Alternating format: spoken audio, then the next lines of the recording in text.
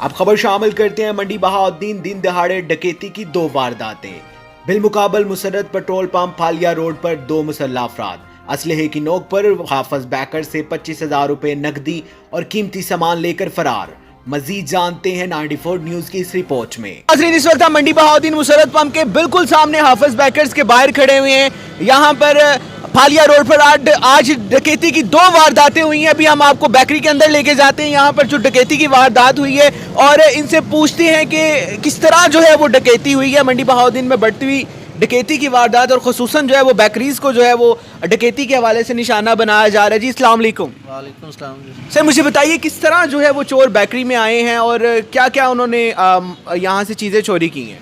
देखिए नकाब किया हुआ था, 2 थे, दोनों के पास असला था, लोडेड था और कुछ कैश वगैरह लिए सारी जितनी भी थी। उसके अलावा शैम्पू थे, क्रीमें थी, सिगरेट्स वगैरह थे, कीमती सामान वगैरह, यानी कि सामान भी लेके गए और कैश भी कैश लेके भी गए। लेके गए। अच्छा मुझे बताइए कितनी कैश उन्होंने ली है। तकरीबन 25,000 25,000 कैश है और सामान कितने तक का लिया है इन्होंने चोरी की है। तकरीबन 6-7 हज़ार तक तो होगा। 6-7 हज़ार रुपए का जो है वो सामान चोरी किया। मुझे बताइए इसके अलावा आप कोई थ्रेट वगैरह की है आपको। वो तो ज़ाहिर बात है, गन पॉइंट पे रखा हुआ था दोनों। गन पॉइंट पे रखा हुआ था।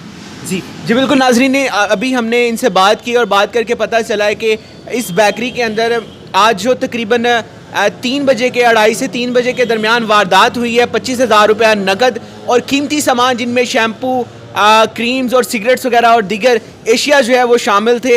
मंडी बहाउद्दीन में बढ़ती हुई डकैती की वारदातों में दिन ब दिन इजाफा होता जा रहा है और हम इंतज़ामिया से ये अपील करेंगे कि इन वारदातों को जो है वो कम किया जाए। जी।